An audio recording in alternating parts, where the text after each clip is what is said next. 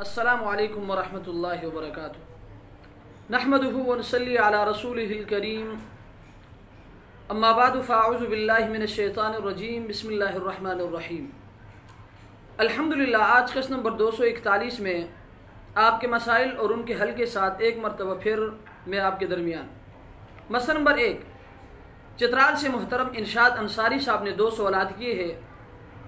ان کا پہلا سوال یہ ہے کہ جانوروں کا شکار کرنا جائز ہے یا نہیں۔ تو مسئلہ یہ کہ حلال جانوروں کا شکار جائز ہے بشرطے کہ دوسرے فرائض سے غافل نہ کر دے اور مقصود گوشت ہونا چاہیے۔ محض کھیل یا حیوانات کی اظہار ثانی ہی مقصود ہو تو جائز نہیں ہے۔ آپ کے مسائل اور ان کا حل جلد نمبر 5 صفحہ نمبر 492۔ ان کا دوسرا سوال یہ ہے کہ شکار کے لیے کتا پالنے کا کیا حکم ہے۔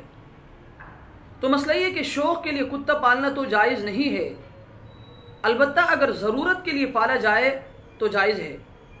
چنانچہ شوق سے کتا پالنے کی ممانعت آئی ہے، البتہ اگر کوئی شخص مکان کی حفاظت کے لیے یا کھیت کی حفاظت کے لیے یا مویشی کی حفاظت کے لیے یا شکار کی ضرورت کے لیے کتا پالے تو اس کی اجازت ہے۔ اور یہ بات بھی اپنے ذہن میں رکھیں کہ جس گھر میں کتا یا تصویر ہو اس میں رحمت کا فرشتہ نہیں آتا۔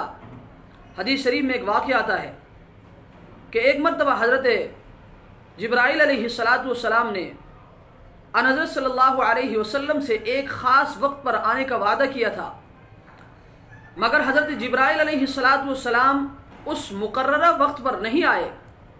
حضرت صلی اللہ علیہ وسلم کو اس سے پریشانی ہوئی کہ حضرت جبرائیل امین تو وعدہ خلافی نہیں کر سکتے، ان کے نہ آنے کی کیا وجہ ہوئی۔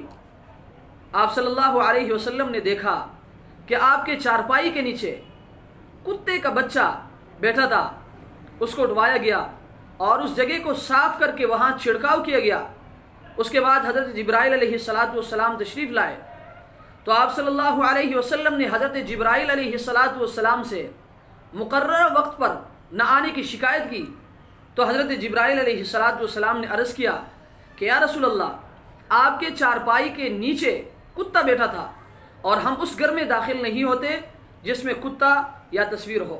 آپ کے مسائل اور ان کا حل جلد نمبر 5 صفحہ نمبر 514۔ اللہ تبارک و تعالی ہمیں ان مسائل کو سمجھنے کی توفیق عطا فرمائے۔ وآخر دعوانا ان الحمد للہ رب العالمین۔